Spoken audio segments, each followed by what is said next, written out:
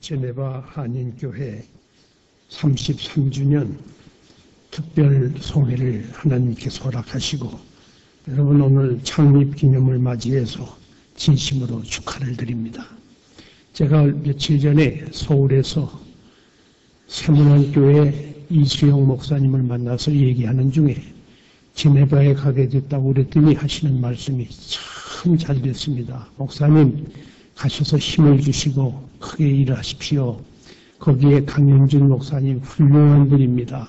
아주 하늘 높이 칭찬을 떠올립니다. 좀 제가 보니까 정말 훌륭한 분이에요.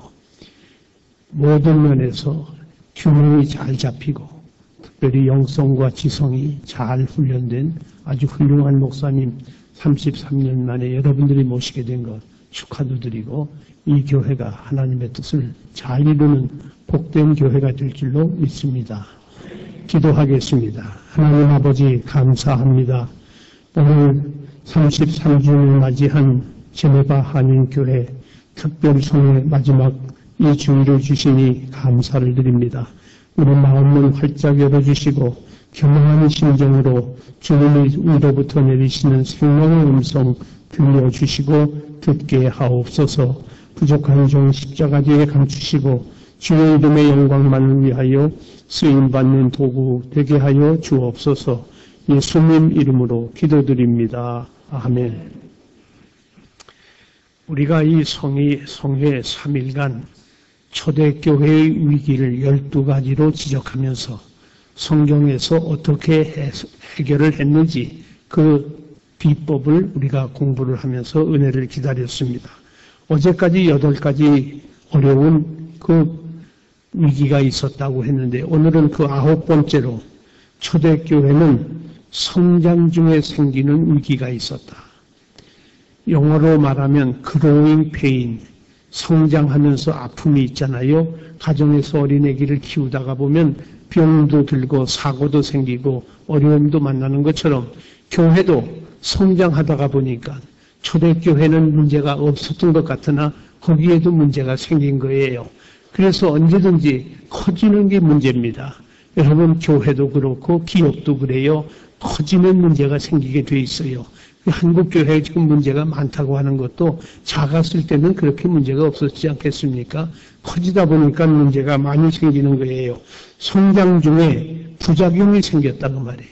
그 부작용이 무엇인고 하니 비성경적 요소들이 독보소처럼 자라게 됐다. 비성경적 요소가 뭘까? 고린도 교회는 파당이 생겼어요. 음란한 죄가 교회 안에까지 들어왔고 이단 사상까지도 고린도 교회 안에 생겼고 은사 문제로 인해서 여기저기에서 이상한 일들이 벌어지기 시작했습니다. 이와 같이 어려움이 계속되고 있는 고린도 교회가 그것만이 아니에요. 비대해지다가 보니까 사람이 커지면 그렇잖아요. 어른이 아무래도 아기보다 먹는 게 많을 거 아닙니까? 추럭이 조그만 소형차보다는 기름이 더 많이 들어가듯이 교회가 비대해지다 보니까 죽는 자의 생활이 결여되는 거예요. 제가 먼저 먹어야 되고 운영비가 들어가야 되고 경영을 하려니까 아무래도 밖으로 내보내는 게 어려워지기 시작합니다. 이로써 자기 몸을 유지하기 위해서 죽는 자의 생활이 결여되었다. 이것이 문제예요. 저는 가끔 목사님들에게 세미나에 강사로 가서 이런 말을 합니다. 금방 어저께 지난 주일에 세워진 개척교회라 할지라도 예산을 세운다면 거기에 남의 교회 지원을 받는 교회라도 반드시 선교비를 거기다가 배정해라. 단 10만 원, 5만 원, 1만 원이라도 다른 교회와 연합해서라도 선교를 해야지. 그렇지 않으면 교회의 의미가 없다. 내보내는 일을 많이 하자 그 말이에요. 전 신학교에서 강의 시간에 가끔 그런 말을 합니다. 나보다 남을 낮게 여기라고 그러지 않았어요. 이 교회는 사실은 60% 이상을 밖으로 내보내야 돼요. 그것이 건강한 교회입니다. 대단히 송구스러운 말씀인데 제가 섬기던 교회는 지난해 예산의 72.4%를 밖으로 내보냈어요. 72.4%를 내보내니까 교인들이 헌금이 더 많이 나와요. 헌금만 많이 나오는 게 아니라 따지는 법이 없어요. 왜? 우리 교회는 밖으로 선교사도 많이 보내고 또 하는 일이 많으니까 우린 참 좋다. 너무 긍지를 갖기도 하고 오히려 성도들에게 경제적인 그 성공을 많이 일으키는 하나님의 역사를 체험하게 되는 것입니다. 성장 중에 그렇지 못한 교회를 향해서 교만한 마음이 또 생깁니다. 비교 감정이 생겨서 너희보다는 우리가 크다. 너희보다는 우리가 많다. 너희보다는 우리가 어떻다 하면서 교만이 생겨지기 시작하는 거예요. 이렇게 해서 교만이 생겨진다는 말은 뭐예요? 감사가 줄어든다는 말이지요. 교만하면 감사가 없어요. 교만하면 모든 면에서 특별히 이 세상에서 패망의 앞잡이가 교만이라고 그랬잖아요. 패망의 앞잡이, 교만하면 패망이 온단 말이죠. 그러니 망하고 싶으면 교만하라 그 말이에요. 망하고 싶으면 교만해야 되는데 성장하게 되면, 커지게 되면 미국도 나라가 커지니까 교만해서 이 나라 저 나라 간섭 잡고 하려고 하다가 세계 도처에서 그 존경받던 미국이 양키 고홈이라는 소리를 듣게 되지 않습니까? 모든 것이 커지는 것이 문제예요. 겸손이 결여되고 말았습니다. 하나님보다 자기를 의지하게 되므로 커지니까 내가 힘이 있다. 그래서 자기를 의지해요. 자기를 의지하니까 기도 생활이 결여됩니다. 기도가 부족하게 된 거예요. 그리고 특별히 사도행전 20장 오늘 읽은 말씀 17절 이하에서 바울이 내가 너희를 어떻게 섬겼는가?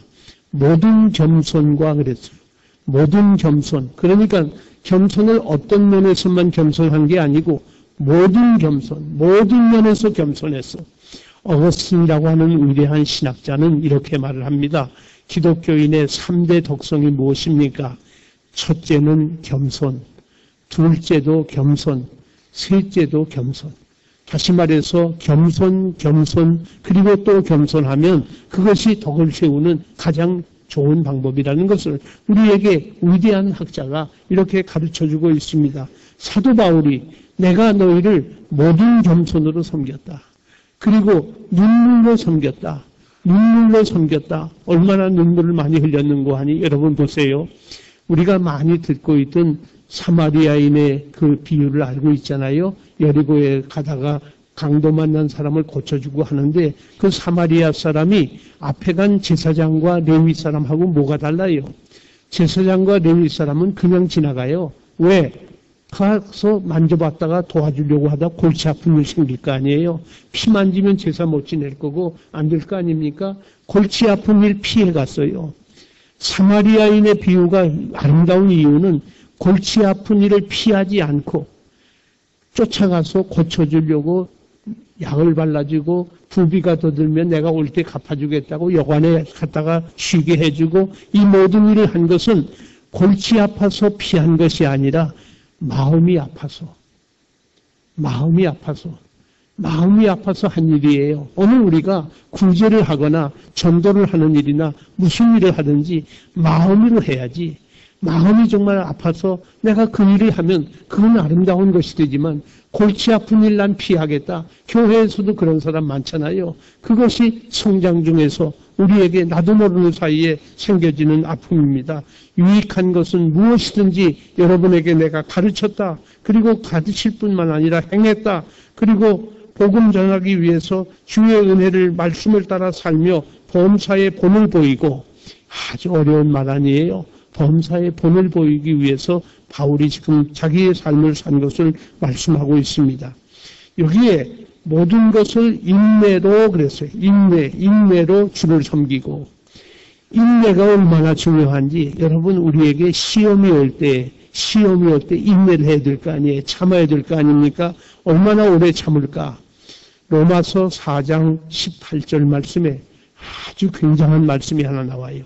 아브라함의 믿음에 대해서 나오는데 아브라함은 바랄 수 없는 중에 바라고 믿었다 그랬어요. 엄청난 말입니다. 바랄 수 없는 중에 바라고 믿었다. 바랄 수 없다는 말은 헬라 말로 하면 죄송합니다. 파라, 엘피다스, 파라라는 말은 영어로 beside예요. 그러니까 소망이 옆으로 비껴섰다고 말이에요. 소망이 비껴선 가운데서도 소망을 한 거예요. 소망을 본 거예요. 바랄 수 없는데 도무지 인간적으로는 해결이 안 나요. 이거는 불가능한 거예요. 포기할 수밖에 없어요. 그런데 아브라함은 바랄 수 없는 중에 바라고 믿었다. 이것이 아브라함의 믿음이에요. 이것이 아브라함의 소망을 말하고 있는 것입니다. 왜 아브라함이 바랄 수 없는 중에 바라고 믿었는가? 오늘 우리 주제가 뭐예요? 내일의 소망이에요. 소망과 호프라고 영어로는 똑같이 번역을 하지만 소망하고 희망하고는 달라요. 희망은 내 꿈, 내 드림, 내가 생각한 것을 이루려고 하는 것, 그게 희망이에요. 소망은 하나님의 뜻을 이루는 것, 하나님이 내게 주신 그 뜻을 내가 받고 그것을 이루려고 하는 게 소망이에요. 아브라함은 희망을 가진 게 아니에요. 내가 아들을 낳겠다, 그래서 내 재산을 물려주겠다, 그런 희망이 아니에요. 아브라함은 75살 때 하나님의 약속을 받잖아요. 내가 아들을 낳을 터인데 이 아들만이 내게 후사가 될 것이라고 말씀을 주신 하나님의 약속이 있었어요. 그래서 아브라함은 늙어서 100세가 됐음에도 불구하고 반드시 아들을 낳아야 돼요. 그 희망의 줄을 잡은 거예요. 이것이 놀라운 아브라함의 소망이에요. 여러분, 젊은이들이 드림을 가져라, 앰비션을 가져라, 뭐 그런 말 많이 들으시잖아요.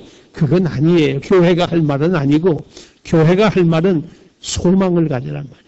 하나님이 주신 약속의 소망을 가져라 그 말이에요. 대부분의 소망은 미래적 사건 아닙니까? 여러분, 희망이라는 걸 말할 때 미래를 희망하지 과거를 희망하지 않잖아요. 그런데 성경의 소망은 근거를 과거에 두고 있어요. 미래는 아주 모호합니다. 애매모호해요. 우리는 미래에 대해서 확신을 못 갖는 거예요. 미래는 불투명한 거 아닙니까? 그런데 불투명한 미래를 어떻게 우리가 바라고 믿을 수 있어요? 그런데 아브라함은 과거의 희망의 줄을 가진 거예요. 과거의 희망의 줄을 가졌다는 말은 로마서 4장에 이렇게 나옵니다. 아브라함은 죽은 자를 살리시고 없는 것을 있는 것 같이 부르시는 하나님을 바랄 수 없는 중에 바라고 믿었다. 죽은 자를 살리시고 하는 말은 예수님을 말씀하는 거예요. 아브라함보다 먼저 계신 예수님, 아브라함이 그걸 본 거예요. 죽은 자를 살리신 하나님, 그 말은 부활하신 예수님을 말하잖아요. 다시 말해서 예수님에게다가 희망의 줄을 건 거예요. 그것이 사도 바울입니다.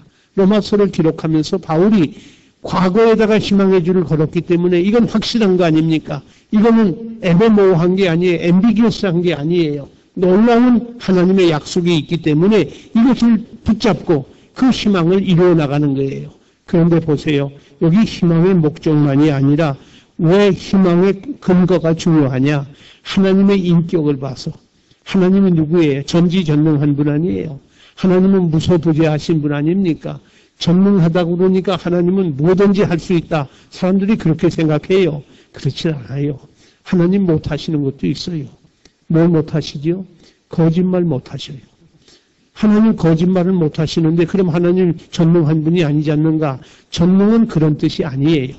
신학적으로 해석을 하면 전능은 국어 사전에 보면 모든 것을 행하는 것이 전능이라고 그러지만은 행할 수 있는 능력을 전능이라고 그러지만 신학에서는 그게 전능이 아니에요. 전능은 무엇인고 하니 내가 윌링한 것, 내가 의지한 것, 내가 뜻한 것은 내가 행한단 말이에요. 그 사람이 전능자예요. 우리는 내가 아무리 윌링을 해도 내가 뜻을 세웠어도 내 마음대로 못하잖아요. 아들이 병원에 입원했는데 아들아 넌 나가서 일하고 공부하고 내가 대신 침대에 누워서 아파줄게. 그건 내 뜻이지. 그럼 내가 전능자가 못 되니까 그건 안 되는 거예요. 그런데 하나님은 무엇이든지 자기가 윌링하신 것은 다 하셔요. 자기가 하고 싶으신 것은 다 하시는 거예요. 그 하나님이 죽은 자를 살리시고 없는 것 가운데 있는 것처럼 부르시는 창조의 하나님이에요. 창조하시는 하나님, 그 하나님에게 근거를 가지고 아브라함의 믿음이 생긴 거예요. 그런데 우리 대부분의 사람들이 뭘 묻습니까? 야, 너 커서 뭐 할래? 그러잖아요. 커서 뭐 할래? 그러면 아이들이 뭐라 그래요? 나 대통령 될래요. 어이구. 나도 뭐 대법원장 될래요. 어이구 그럽니다. 그런데 나는 우편 배달부 될래요. 에이. 나는 이제 청소부 될래요. 에이 그럽니다. 여러분 그러지 마세요. 물론 부모로서 그런 마음 가질 수 있겠지만은 우리는 무엇이 되려고 하느냐 하는 걸 묻지 말아야 돼요. 그러면 뭘 물어야 돼요? 왜 너는 대통령이 되느냐? 왜 너는 청소부가 되려고 하느냐를 묻자고 말이에요. 왜가 중요해요? 결국 자기를 위해서 대통령이 되고 청소부가 되는 게 아니기 때문에 우리는 아브라함이 왜 희망의 줄을 잡았는가 말이에요. 하나님의 약속 성취를 위해서, 하나님이 하신 일을 이루기 위해서 아브라함은 지금 소망의 줄을 잡고 있는 것입니다. 하나님 앞에서 이렇게 모든 면에서 중요한데 우리 하나님이 얼마나 굉장한 거 아니 보세요. 제 친구 가운데 중국인인데 미국 시민권을 가지고 미국에서 사시는 목사님이 있어요. 그분이 저한테 편지를 보낼 때면 그 편지지 헤드라인에 위에다가 꼭 이런 글자를 써붙여요. 뭐라고 되어 있는 거 하니? 도끼를 물 위에 뜨게 하신 하나님. 두 번째 줄은 태양을 공중에 머물게 하신 하나님. 세 번째 줄은 홍해를 가르시고 이스라엘을 육지같이 건너게 하신 하나님. 저는 그분이 보낸 편지를 볼 때마다 참 어떤 데 숙연한 마음으로 다시 기도를 드리고 편지를 읽기 시작해요. 우리 하나님은 도끼를 물 위에 뜨게 하신 분이에요. 공중의 태양을 공중에 머물게 하신 분이에요. 우리 하나님은 능력이 어느 정도인가 하니 흐르는 홍해를 바다를 가르시고 이스라엘 백성을 그 땅을 많은 땅을 밟듯이 건너가게 하신 하나님. 그 하나님을 믿는다 그 말이죠. 그 하나님을 믿는 이 아브라함이 과거의 줄에 소망의 줄을 걸고 당당하게 죽은 자를 살리시는 하나님을 믿었기 때문에 이삭을 바치라고 할 때도 두려움 없이 바치게 되는 것입니다. 여러분 인내가 얼마나 중요해요. 어떤 분이 그런 말을 합니다. 내가 시어머니를 25년간 섬겼습니다. 결혼하고 25년간 시어머니를 섬겼는데 얼마나 힘들었겠어요. 그런데 그 25년간 섬긴 그 어머니가 별세하셨어요. 겉으로는 너무 울지만은 속으로는 너무 좋았단 말이에요. 그래서 뒷방에 가서 만세를 부른 거예요. 이야, 그때 마침 남편이 들어왔어요. 남편 보고 여보, 내가 잘했지? 이야, 내가 얼마나 오래 참았는지 아나? 죄송하지만 그건 참는 게 아니에요. 그건 버틴 거예요. 그건 죽기 못해서 버틴 거지 참는 게 아니에요. 성경이 인내하라는 말은, 참으라는 말은 기쁘게 감당하는 거예요. 고난을 기쁘게 감당하는 것, 그걸 인내라고 그래요. 그저 버티면서 할 수 없이 따라가는 거 하지 말고 우리가 하나님 앞에서 버티는 거 하지 말고 기쁨으로 어떤 일을 만나도 그것을 감당하는 것입니다. 미국이 낳은 인내의 정치가, 심볼릭한 인내의 정치가 한 사람이 있어요. 이 사람은 1809년에 출생을 했습니다. 23살에 주의회 의원으로 출마를 했어요. 24살에 사업에 실패를 했고 25살 때 다시 주의회 의원으로 출마했다. 또 낙선을 했어요. 26살 때 애인과 사별을 했고 29살 때 상원 출마를 했으나 낙선을 했습니다. 31살 때 선거인단 출마를 했지만 낙선을 했고 34살 때 하원 출마, 39살 때 역시 하원 출마를 했지만 계속 낙선입니다. 40세 때 국유주 관리자로 그가 지원을 했지만 거기서도 퇴짜를 받았어요. 45살 때 상원 출마했지만 낙선, 47세에 부통령 지명전에 나갔지만 또 낙선, 49세에 상원 출마를 했으나 또 낙선, 52세에 1861년 미국의 제16대 대통령 에브라함 링컨이 바로 이런 사람입니다. 이 사람은 9번 낙선을 하고 10번째 대통령이 된 사람이에요. 얼마나 어려움이 있었겠어요. 선거 한 번 치러서 낙선하면 그 사람 가정 다 파탄된다고 그러지 않아요. 예나 지금이나 그것은 같은 위치인데 얼마나 어려웠겠는데 그런데도 끝까지 왜? 하나님과 약속이 있었잖아요. 하나님이 주신 비전이 있었어요. 그 비전 따라 가는 거예요.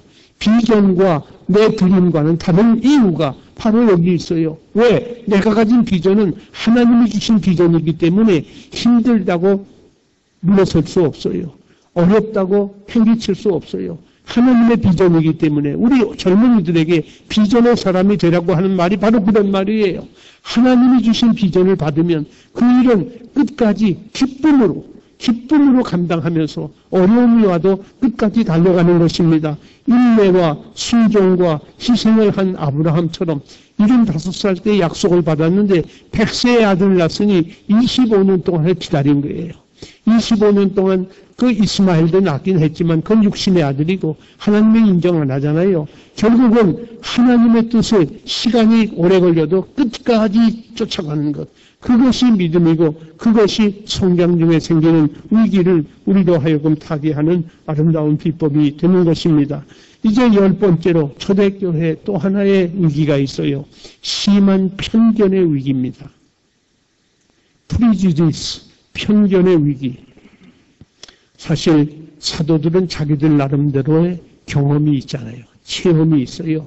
예수님을 만나도 봤고 들어도 봤고 예수님과 함께 동행도 했고 체험이 있습니다. 병도 고치고 전도도 했습니다. 결국 기사와 이적도 행했기 때문에 사도들은 아직 이만하면 성공한 사도라고 스스로 자만하고 독선과 아집에 빠질 수가 있어요. 이렇게 이쯤 되면 독선에 빠지게 되고 아집에 빠지게 됩니다. 그때 생겨지는 것이 편견입니다.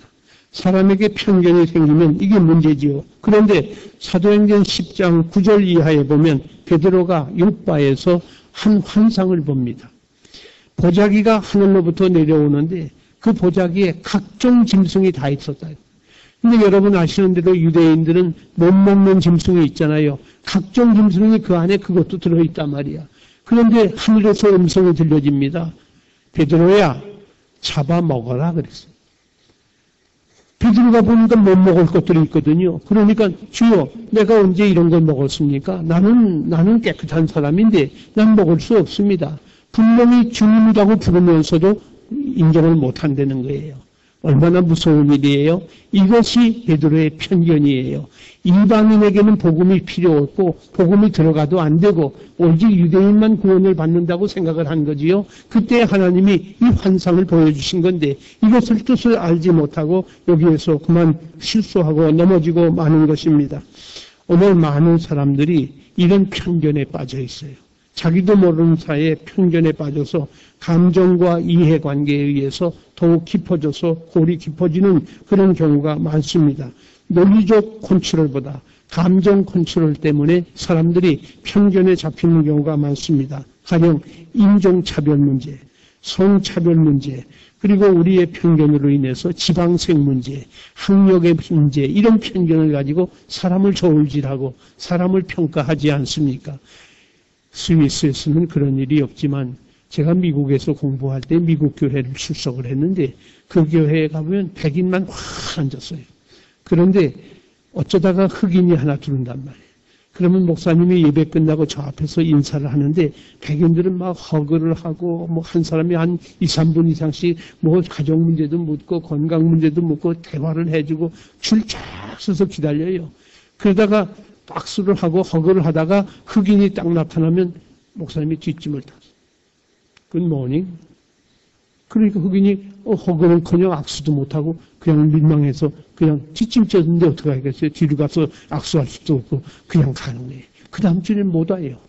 그러니까 백인들만 있는 미국의 인종차별은 무시무시합니다. 엄청난 것이 아직도 미국 사회에 아주 만연되어 있어요.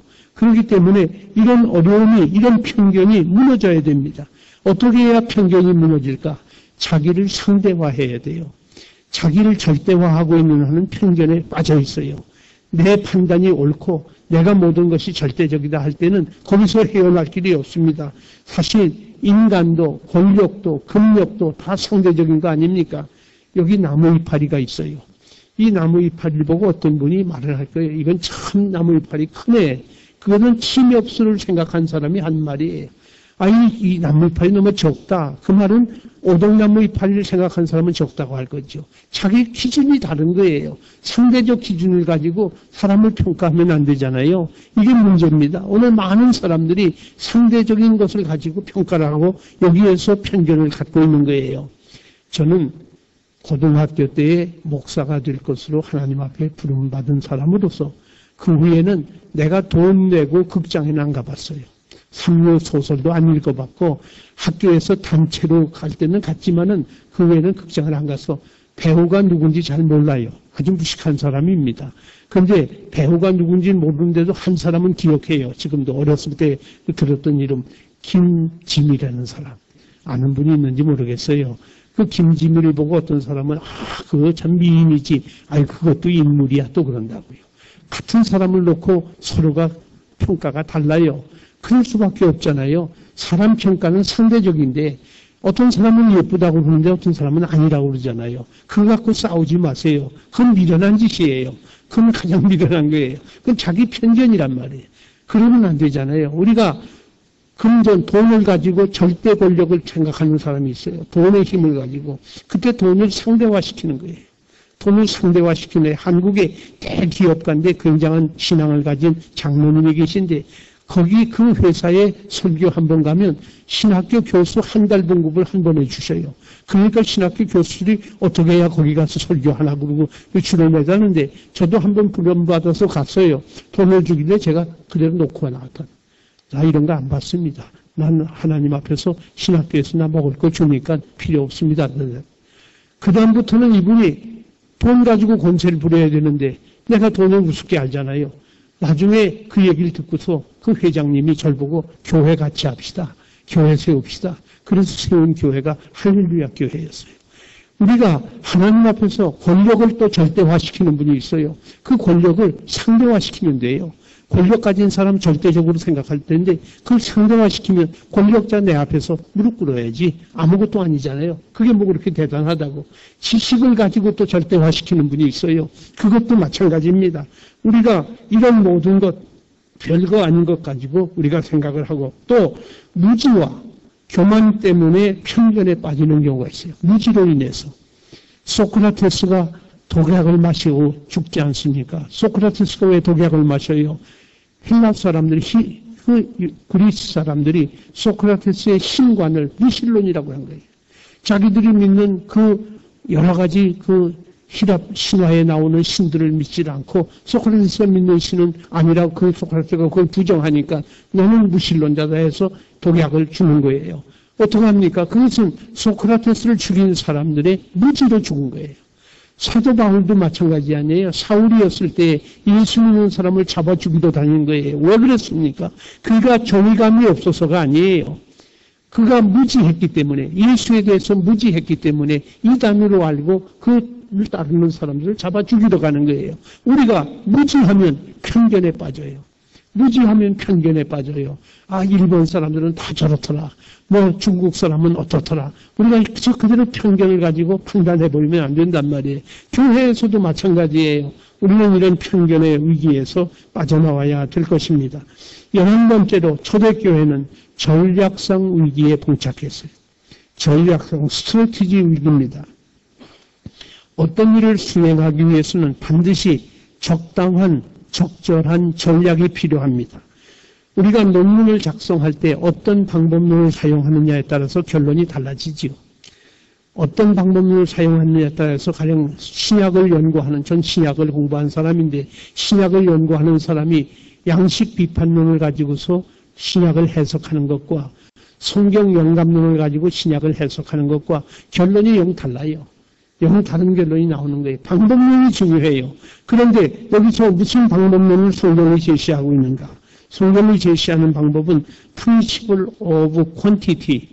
이것은 양적 원리입니다. 양적 원리. 양적 원리는 뭔고 하니 우리 예수님이 4가지 밭 유형을 말하지 않아요. 돌짝밭, 길가밭, 가시밭, 그리고 옥토를 말해요. 4가지 중에 옥토는 4분의 1이에요. 여러분이 4명을 전도하면 1명이 교회에 남으면 잘하는 거예요. 그게 성경적이에요. 우리 교회는 등록하는 사람은 많은데 교회는 늘어나지 않고 이게 어떻게 되느냐, 목사님이 잘못한 거 아니냐 이러고 막 이상한 소리 하는데 그러지 마세요. 4분의 1이에요. 그러면 10명 등록하면 4분의 1이 남을 거니까 2.5가 남았겠지요. 그러니까 20명을 하면 5명이 남을 거고 점점 수를 늘리면은 그만한 수가 우리에게 전략상 유익하지 않겠습니까? 이것을 양적 원이라고 말합니다. 그런가 하면 principle of quality, 질적 원리가 또 있어요. 이 질적 원리는 나보고 주여 주여 하는 자마다 다 천국에 들어갈 것이 아니요 그랬어요.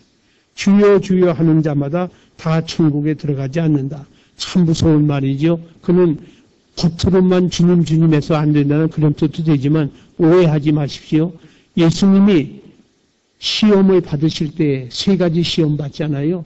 돌로 떡을 만들어 먹어라. 성전탑에서 뛰어내려라. 그리고 내게 엎드려 절하라 그랬잖아요. 그때 마귀가 사탄이 예수님에게 주는 시험에 이런 제목이 있어요.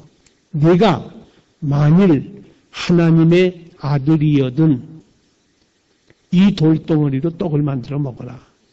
네가 만일 하나님의 아들이거든 이 첨탑에서 뛰어내려라. 천사가 받아줄 것이다.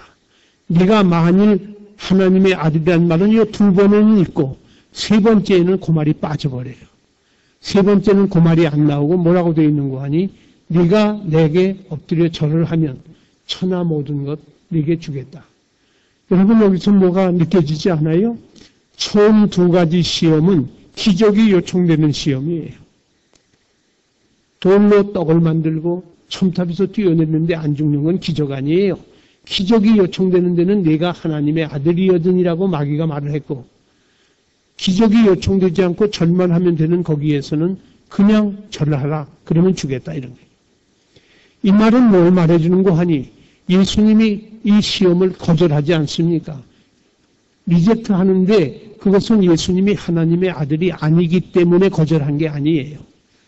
예수님은 네가 말하는 하나님의 아들은 아니다. 나는 참 하나님의 아들이지만 내가 말하는, 내가 생각하는 하나님의 아들은 아니다. 그 말은 헬라 사회에서 하나님 아들 개념이 어떻게 사용되는고 하니 미러클 메이커, 기적을 만드는 사람을 하나님 아들이라고 그랬어요. 그러니까 일본 사람들이 천황을 하늘의 아들이라고 그렇게 말하잖아요. 그렇게 말하는 것처럼 히랍 사람들은 기적을 만드는 사람을 하나님의 아들이라고 그랬거든요. 그러니까 내가 기적을 했다고 해서 하나님의 아들이라고 너희가 지금 부르는 것 같은데 그렇지 않단 말이에요. 그러니까 우리가 바른 신학을 가져야 돼요. 바른 신학이 없이 우리가 잘못하면 전략상 위기에 빠지게 돼요. 어떤 분은 신학을 무시하는 분이 있는데 신학 없이 설교를 아무나 하느냐. 성경 10번 이상 읽으신 분 여기 많이 계실 텐데 성경 안다고 설교할 수 있나요? 그게 안 돼요. 왜? 신학의 프레임이 있어야 거기에 성경 말씀을 갖다가 놓고서 말씀을 정리하는 거지. 그냥 성경을 설명한다고 설교가 되는 건 아니지 않습니까? 그래서 신학이 필요한 거예요. 우리가 하나님 앞에서 이 모든 것을 행할 때 바른 신학이 요청된다. 그래야 전략상 우리가 바르게 일을 갈 수 있다.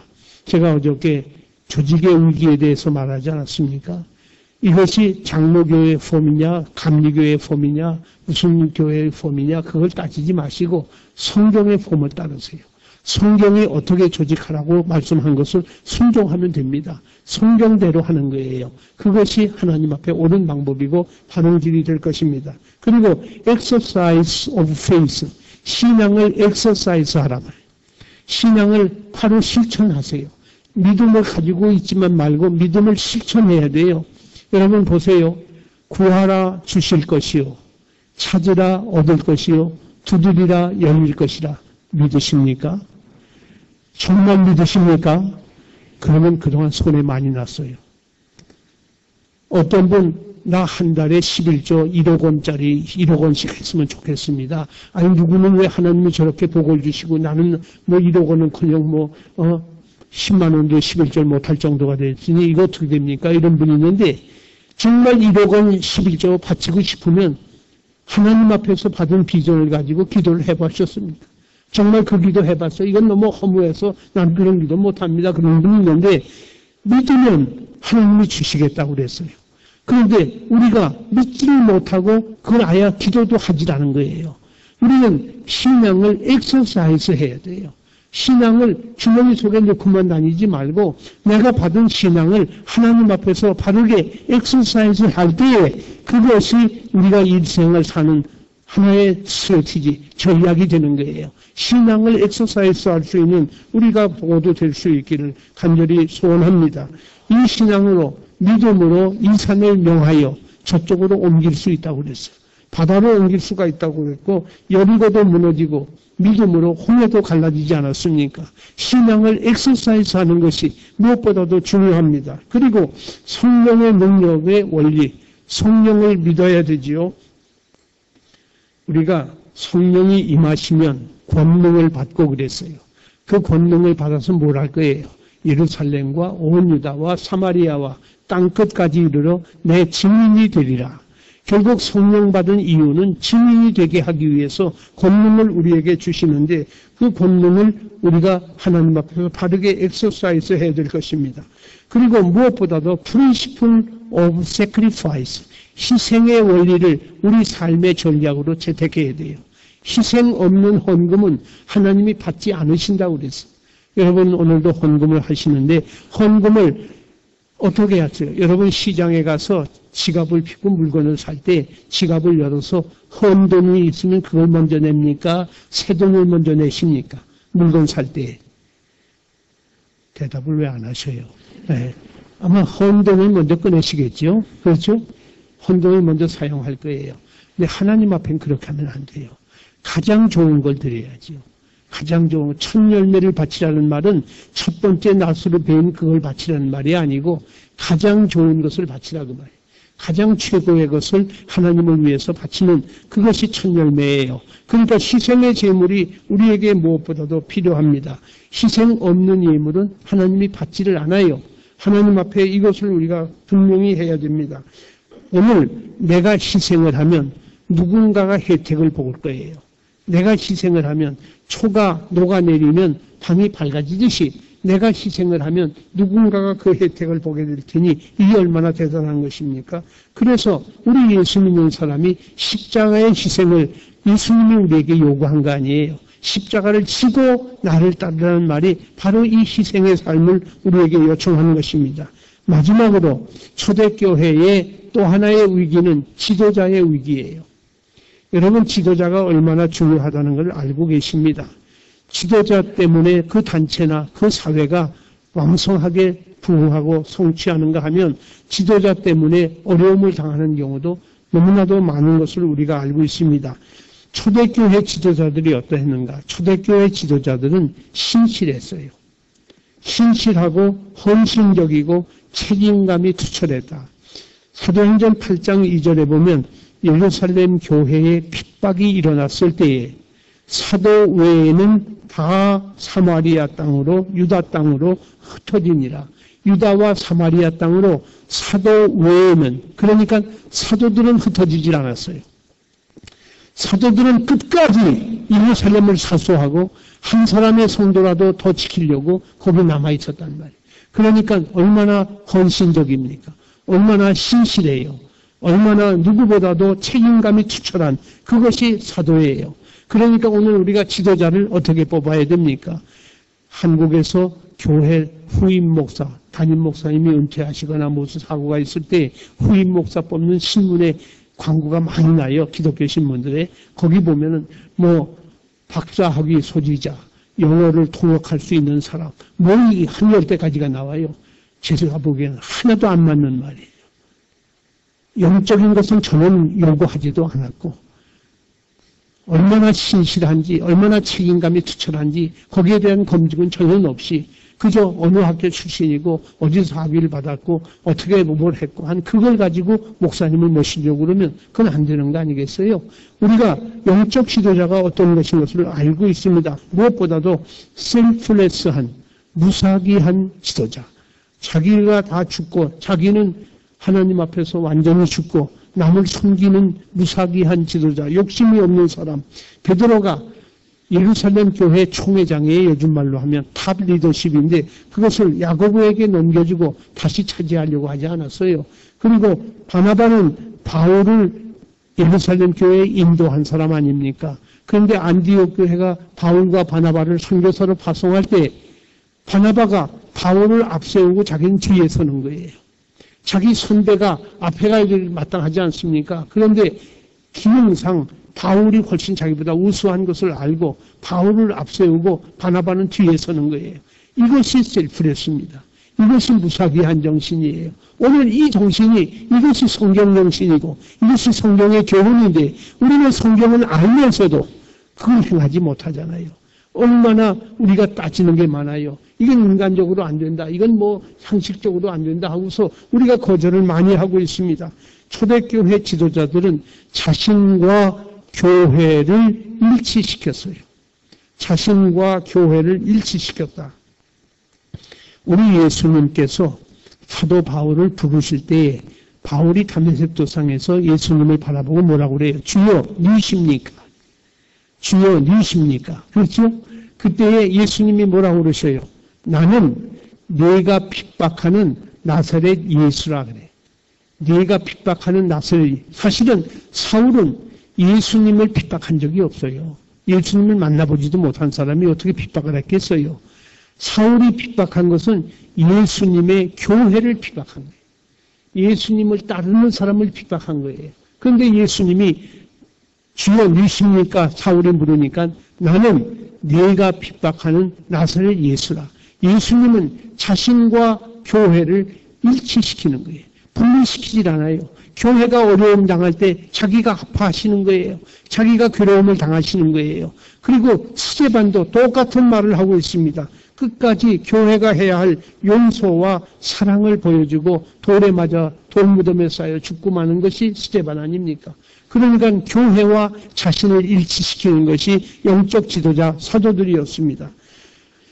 우리가 아는 대로 에이브라함 링컨이라는 사람은 자기 종족을 자기가 대통령이 되었을 때에 장관으로 임명하지 않았어요. 아주 위대한 말이었죠. 자기 종족인데 그건 물리칠만 한데 그 사람을 자기 캐비넷 멤버로다가 고용을 하는 거예요. 우리가 이 정도의 아량은 가져야지. 마음이 이렇게 넓어야지. 그것이 우리가 성도고 그것이 주님을 따르는 사람이지. 우리가 말로는 잘하면서 행함이 거기에 따르지 못하는 것은 부끄러운 일입니다. 그리고 초대교회 지도자들은 운변가는 말을 잘하고 목소리가 좋고 뭐 논리적이고 그게 운변가가 아니에요. 운변가는 자기가 경험한 것을 실천하는 사람이 말로 하는 게 운변이에요. 말로 하는 게 아니라 행동으로 하는 게 운변이에요. 그러니까 제가 아는 어느 목사님 한 분 계신데 옛날에 계셨기 때문에 이제 이름을 불러도 괜찮아요. 배아묵의 목사님인데 서울에 있는 남대문 교회 담임 목사님이셨어요. 연세가 많아서 은퇴하시고 이제 세상을 떠나셨는데 그분은 사실 죄송합니다. 설교를 들으면 졸음밖에 안 나와요. 전부 졸고 앉았어요. 그런데 이분이 어떻게 사시는고 하니 예배를 마치고 나가는 교인들 이름 하나하나 어린애기 금방 난 애기까지 이름을 다 기억하고 있어요. 교인들에 대한 얼마나 애정을 가지고 얼마나 교인을 사랑하시는지 교인들이 그 사랑에 그냥 감복을 받아서 아무개 목사님 하면 다 무릎을 꿇는 거예요. 다 손을 드는 거예요. 우리가 이것이 운변 아닙니까? 어떻게 강단에서 사랑하십시오. 말내가 잘했다고 그게 설교가 되나요? 그렇진 않거든요. 그렇기 때문에 영적 지도자는 대운변가인데 그것은 신앙생활이 경험한 것이 실천되어지는 거예요. 그대로 말씀을 실천하는 사람, 가르쳐준 대로 사는 사람, 은혜의 열매를 우리가 하나님 앞에서 그대로 맺는 사람, 말씀 권위로부터 이 모든 운변이 나오는 것 아닙니까? 그래서 하나님 앞에서 대운변가적 기질을 가진 사람들이 초대교회 지도자들이었습니다. 그들은 무엇보다도 초대교회 사도들은 연합정신이 투철했어요. 연합정신이 투철했어요. 여러분 아무리 봐도요. 지금 세계교회가 지금 힘을 다 잃어버리고 있어요. 여기 김 목사님 앉아 계시지만은 WCC가 큰 소리 치지만 교회가 힘이 다 빠져가고 있어요. 지금 어려움을 당하고 있는 게 현실 아닙니까? 그런데 우리가 어려움을 당한다고 해서 그냥 주저앉으면 안 되잖아요. 연합을 해야지요. 주신 과업 앞에서 연합을 해야 돼요. 우리가 예수님으로부터 받은 과업이 있잖아요. 땅끝까지 이르러 복음을 전하라고 그랬으니 이 일을 위해서 연합을 해야 됩니다. 그 한국에서도 일교단 다체제, 장로교가 75%인데 장로교가 지금 분산되길 얼마나 분산됐는고 하니 문화공보부에 등록된 교단 수가 250개예요. 이건 누가 봐도 이건 웃기는 일이에요. 교파가 다르다고 신학이 다른가, 신앙이 다른가, 어림도 없어요. 제가 어제도 우리 김 목사님에게 그저께 얘기를 했어요. 내가 어디에서 강의를 하면서 그런 말을 했다. 뒤에 고려파 총회장, 기장 총회장, 다 앉아, 우리 통합측 총회장도 앉았는데, 내가 고려파 총회장 이름을 부르면서, 아무개 목사님, 당신이 심호하는 교회에 한신 기장 쪽에 있는 교인이 등록을 했다. 이사를 와서 등록을 했어. 등록을 했는데, 세례식을 다 거친 분이, 세례를 받은 분이 등록을 했는데, 성찬식에서, 너는 기장에서 왔으니까 우리 고려파에서는 성찬식 참여 못해. 미안해 하고 제외시키겠나? 아니면 성찬에 참여하라고 그러겠나? 세례 받았으면 참여하라고 그러지요. 제가 설교 시간에 뒤를 보라고 물었거든요. 기장 총회장에게 똑같이 물었어요. 똑같이 자기도 성찬에 참여시키겠대요. 그러면 한교단 아니냐고. 칼빈이 예배와 성례전이 같으면 연합하라 그랬어요. 예배와 성례전이 뭐예요? 성부, 성자, 성령의 이름으로 세례를 받은 게 세례식과 성찬식이 성례전 아닙니까? 그 성례가 같은데 한교단 아니에요. 왜 갈라져 있어요? 연합해야 됩니다. 그런데 초대교회 사도들은 연합정신이 아주 추출했어요. 창세기, 사도행전 15장에 보면 성령 안에서 하나가 되었다. 그리고 복음의 절대 신념을 가졌습니다. 복음이 모든 것에 해결을 한단 말이에요. 대한민국의 남북 통일 문제가 꿈에도 소원 노래까지 있는데 정말 그걸 어떻게 해결될까요? 복음이 해결해요. 복음을 잘 실천하면 복음이 남북 통일도 해결해요. 김정일이 아무리 버텨도 복음 앞에서는 물불 꿇게 되어 있어요. 경제 문제 복음이 해결합니다. 복음이 해결해요. 경제도 복음이 해결해요. 왜? 일하기 싫거든 먹지도 말라고 그랬잖아요. 그렇기 때문에 복음 안에 모든 대답이 다 들어있어요. 그리고 이 절대 신념이 얼마나 중요한지를 제가 시간 관계상 설명을 다 못 드리겠어요. 복음이 대답이에요. 우리 예수 믿는 사람들은 이 복음으로 모든 대답을 찾아야 될 것입니다. 그리고 초대교회 지도자들은 도덕적으로 윤리적으로 고상한 사람들이에요. 천박한 사람이 아닙니다. 11장 24절에 보면 굿맨이라고 그랬어요. 좋은 사람들이 5장 12절에서도 사랑의 수고를 할 줄 아는 사람들. 그러니까 아주 고상한 인품을 가진 사람. 그리고 리얼 인터내셔널리즘. 국제정신이 아주 투철했어요. 자기 한 종족 거기서만 머무르지 않고 예루살렘 교회와 안디옥 교회가 연합하여 일을 할 수 있었던 인터내셔널 국제적인 사역을 감당했고 예루살렘 교회 지도자 중에 적어도 한 사람은 외국인이에요. 사도행전 6장 5절을 보면 거기 외국인의 이름이 나오고 그리고 안디옥 교회 지도자 중에 5명 중 탑 리더 중에 2사람이 흑인이에요. 흑인이고 이 흑인들이 벌써 그때의 교회에 동참한 지도자가 된 거예요. 그렇기 때문에 우리들은 이런 인터내셔널리즘, 국제성을 가지고 일을 해야 돼요. 제네바에 계신 여러분, 우리 한국 백성들이 100몇십 나라에 지금 퍼져나가 살고 있는데 가는 곳마다 교회가 없는 곳이 없잖아요. 그런데 제네바 교회는 다른 어느 해외에 있는 교포교회보다 가장 중요한 교회 중에 하나인 것을 여러분들이 인식해야 돼요. 이것을 본인들은 깨닫지 못하고 있는지 모르나 밖에 있는 사람들은 알고 있잖아요. 그런데 여러분들이 이 교회가 얼마나 중요한 교회인지를 아셔야 되는 이유는 여기서 켈빈이 종교개혁의 불씨를 올렸고 여기서 실천한 것 아닙니까? 얼마나 개혁주의 신학과 신앙이 열람지가 바로 이곳 아닙니까? 그렇기 때문에 여기가 비록 소수의 무리가 모였지만은 이곳이 세계교회를 다시 불태우는 제2차 종교개혁의 산실이 될 수 있어요. 그렇기 때문에 국제정신을 확실하게 하고 이 사역을 끝까지 감당하는 우리 제네바 한인교회 될 수 있기를 간절히 소원합니다. 그리고 비전의 사람들이에요. 지도자들은, 사도들은 비전을 가지고 있었습니다. 비전은 seer, 남이 보지 못하는 걸 보는 사람이에요. 드래머, 북치는 사람이에요. 북소리를 듣고 따라오게 하는 거예요. 그리고 무엇보다도 팔로워, 따라오게 하는 사람. 남을 따르게, 나를 따르라 하는 거지요. 그것이 지도자인데 바로 사도들이 그랬습니다. 끝까지 소망의 인내를 가지고, 소망을 가지되 끝까지 인내를 했습니다. 자, 지금 우리가 지도자의 위기라고 말했어요. 어떤 사람은 지도자가 없습니다 하는데 지도자를 어떻게 찾을까요? 현재에 있는 지도자를 잘 모십시오. 현재에 있는 지도자를 잘 모십시오. 그게 중요합니다.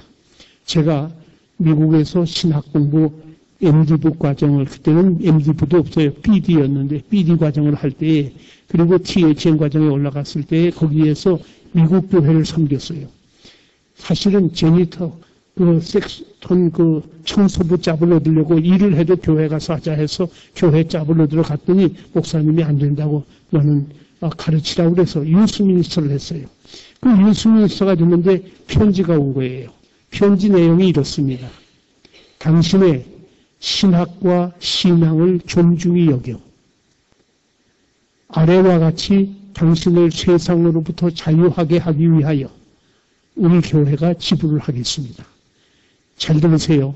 세상으로부터 자유케 하기 위하여 1번 말씀 봉사비, 말씀 섬기기 위해서 얼마, 자동차 가스값 얼마, 집값 얼마 해서 쭉 해서 얼마 토탈 이렇게 나오더라고요. 그러니까 목사를 섬기는 것은 목사가 세상에 잡히면 안 되잖아요. 자녀 문제 때문에 세상에 잡히거나 생활 문제 때문에 세상에 잡히면 그게 어떻게 목회를 하겠어요? 세상으로부터 자유케 하기 위해 저는 그때 굉장한 걸 배웠어요. 내가 거기서 몇 년 일을 한 것보다 더 중요한 것을 그 편지 한 장이 지금까지도 마음에 있어서 제가 섬기는 교회에서는 목사 사례비라는 항목이 없어요. 그것은 말씀 봉사비지. 말씀을 봉사하기 위해서 얼마 지불한다 이렇게 나와 있지. 어떻게 목사가 월급 받는 거예요? 목사가 무슨 사례비 받는 거예요? 아니잖아요.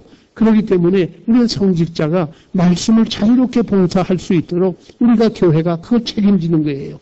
그리고 뿐만이 아닙니다. 현재 지도자가 약하거나 할 때에는 미래 지도자를 빨리 발굴을 해야 돼요. 교회 안에서 미래 지도자를 발굴해서 키워주고 격려해야 됩니다. 키워주고 격려할 뿐만 아니라 그것도 안 되면 내가 지도자가 돼야지요. 내가 헌신하는 사람이 되지. 나는 헌신 안 하고 목사만 보고 자꾸 얘기하면 되겠어요. 내가 조금 더 손톱 하나 움직이지 않으면서 교회가 어떠니 하고 소리만 치는 사람이 있는데 그것은 잘못된 것입니다. 우리 모두는 중간 지도자입니다. 중간 지도자. 잘 기억하세요.